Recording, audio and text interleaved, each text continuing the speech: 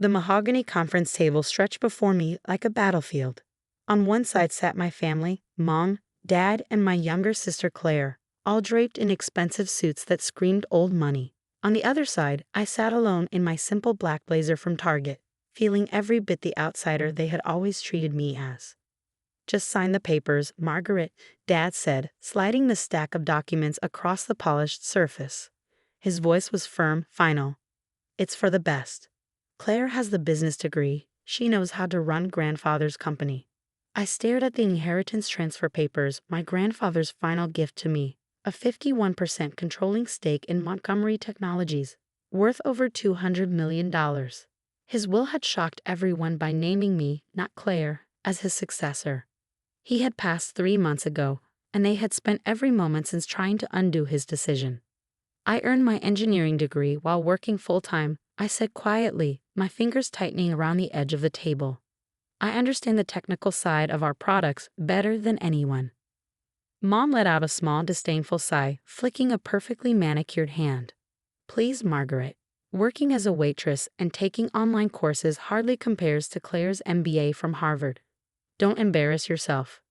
Claire smirked, adjusting her car-year watch.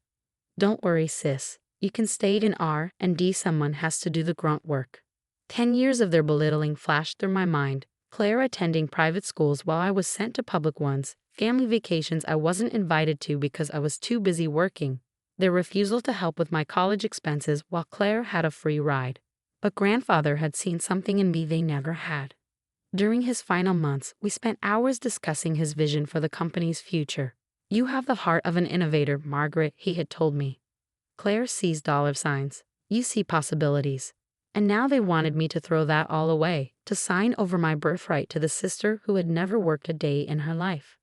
"If you sign now, we'll offer you a generous severance package," Dad added smoothly. "Enough to start fresh somewhere else.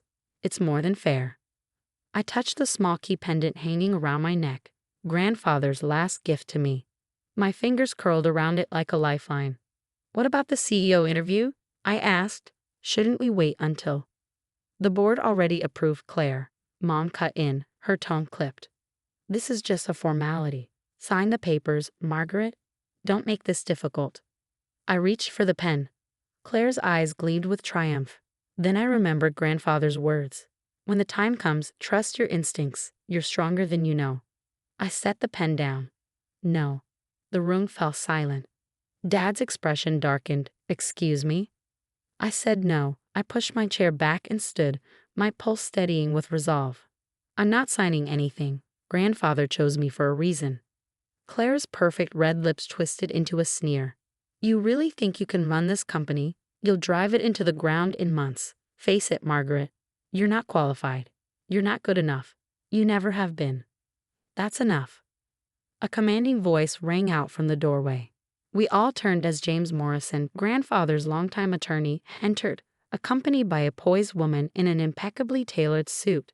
"Everyone," James announced, "I'd like to introduce Catherine Chen, CEO of Chen Tech Industries and your grandfather's chosen mentor for the new CEO of Montgomery Technologies." My family went pale as Catherine strode forward, hand extended toward me. "Margaret." She smiled warmly. "Your grandfather spoke so highly of you. I've reviewed your product development proposals. Brilliant work. I look forward to helping you take this company into the future." Dad sputtered, his face turning red. "This is absurd. She can't possibly." Actually, Mr. Morrison stepped forward, his voice calm but firm. "She can, and she will." He pulled a folder from his briefcase, along with a USB drive. "Your father left very specific instructions. He asked me to play this for everyone once the inevitable attempt to force Margaret out was complete." My heart stopped. Grandfather had known. He had always known. The conference room screen flickered to life, and there he was, frail but unyielding in his hospital bed, his sharp eyes burning with resolve. "If you're watching the sea began, then everything has happened exactly as I predicted." I swallowed hard as his gaze, even through the screen, seemed to meet mine. "Margaret, my dear girl, I know they tried to bully you into giving up your inheritance. They never understood why I chose you. It was never about degrees or credentials, it was about character." Tears burned in my eyes as he turned his attention to my parents. To my son and his wife. His voice was heavy with disappointment. I have watched as you favored Claire, dismissing Margaret's potential. You believed an MBA mattered more than resilience, more than integrity. You were wrong. Then his tone hardened. And Claire? Claire stiffened, her lips pressing into a thin line. I've seen how you treat the employees, how you view this company as your personal ATM. That ends now. Margaret will be CEO, with Catherine's guidance. And if any of you try to interfere. He sighed, shaking his head. Well, let's just say there are other documents in that safety deposit box. Documents I doubt you'd want made public. The screen went dark. Silence slammed into the room. Mom clutched at her pearls, her usual performance of a near faint. Dad's face turned a deep, furious purple. Claire sat frozen, her knuckles white against the armrests of her chair. Mr. Morrison cleared his throat. This is just the beginning. There's much more your father left for you, Margaret. Shall we discuss the rest privately? Relief washed over me. 10 years of manipulation, of being told I wasn't enough, of being pushed aside. It was ending now. I stood straightening my shoulders. Yes, I said, my voice steady. I believe we shall. As I followed Mr. Morrison and Catherine out, my fingers brushed against the key pendant at my throat. Grandfather had left me more than just the company. He had given me the strength to stand tall. And something told me this was only the beginning. The storm that followed. The next few weeks unraveled secrets I never could have imagined. In a private meeting with Mr. Morrison and Catherine, I discovered just how thoroughly Grandfather had planned for this moment. Your grandfather left you more than just the company, Mr. Morrison said, setting his briefcase on the table. That key you wear, it opens a safety deposit box at First National Bank. Inside that box, I found decades' worth of evidence. Documents detailing my parents' systematic embezzlement of company funds. Emails proving Claire had tried to sell proprietary technology to competitors. And most shocking of all, proof that they had attempted to have Grandfather declared mentally incompetent when he first suggested making me his successor. A second video of Grandfather played, his voice weary but determined. I kept records of everything, he said. I wanted to give them a chance to change, to see Margaret's worth on their own. But they never did. A mentor like no other, Catherine Chen proved to be exactly the guide I needed.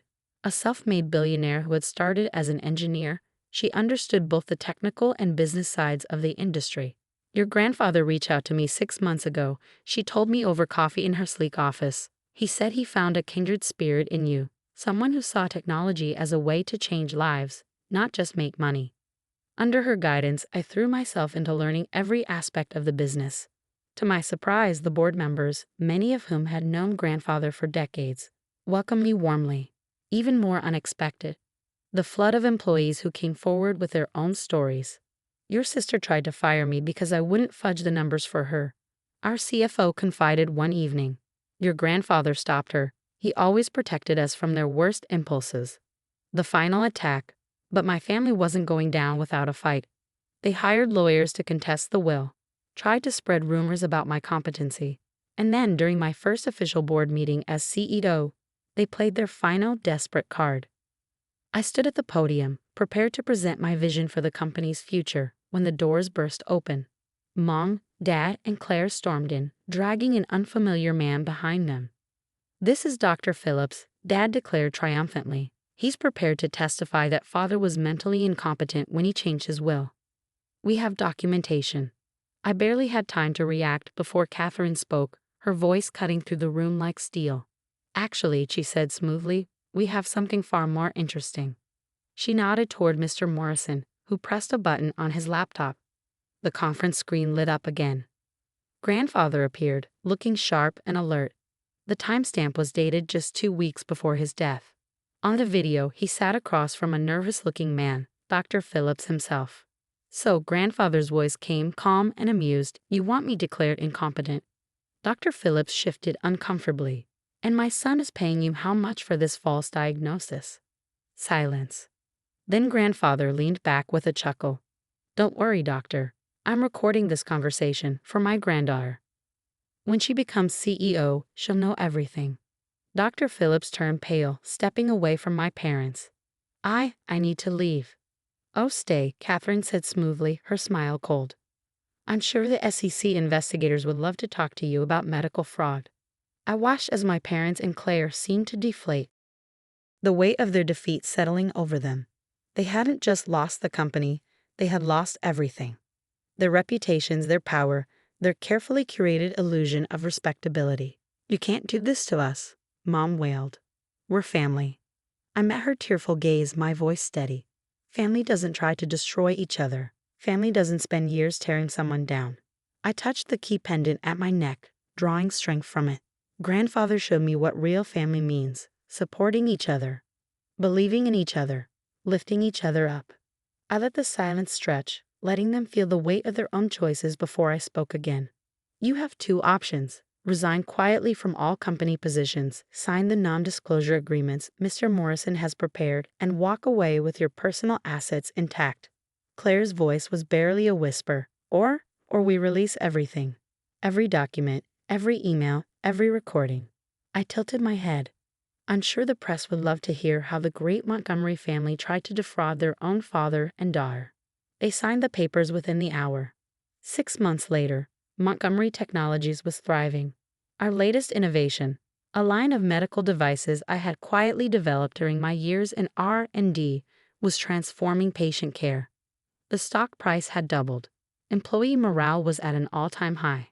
And grandfather's office, my office now, remained just as he had left it, except for one new addition, a framed photo of us at my engineering graduation, the ceremony he had attended alone while my parents vacationed with Claire.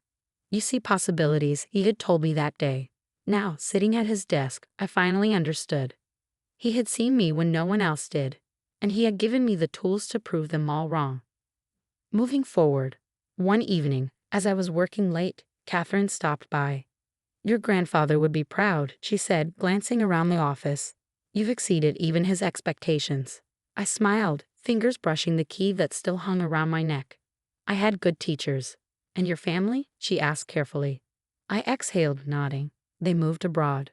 Claire's trust fund will keep them comfortable, but not extravagant. I met her gaze.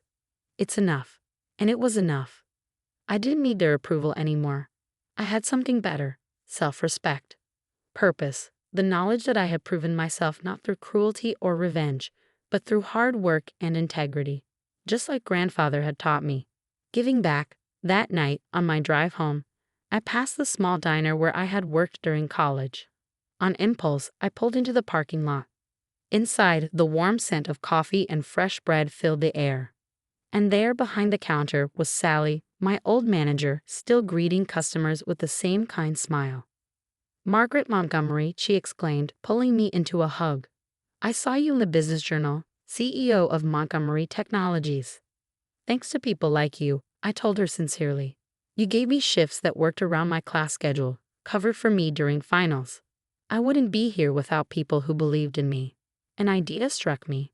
2 weeks later, Montgomery Technologies launched a new scholarship program for working students pursuing STEM degrees. We called it the Rose Montgomery Memorial Scholarship after my grandmother, who had always believed in the power of education. The first recipient, Sally's daughter, a girl who dreamed of becoming an engineer. The best revenge. Sometimes the best revenge isn't revenge at all. It's living well. It's lifting others up instead of stepping on them. Every morning, I wake up grateful. Not for the money, not for the power, but for the opportunity to innovate, to create, to make a difference. The key around my neck reminds me of where I came from and where I'm going. I am Margaret Montgomery, CEO of Montgomery Technologies, and my grandfather was right. I see possibilities.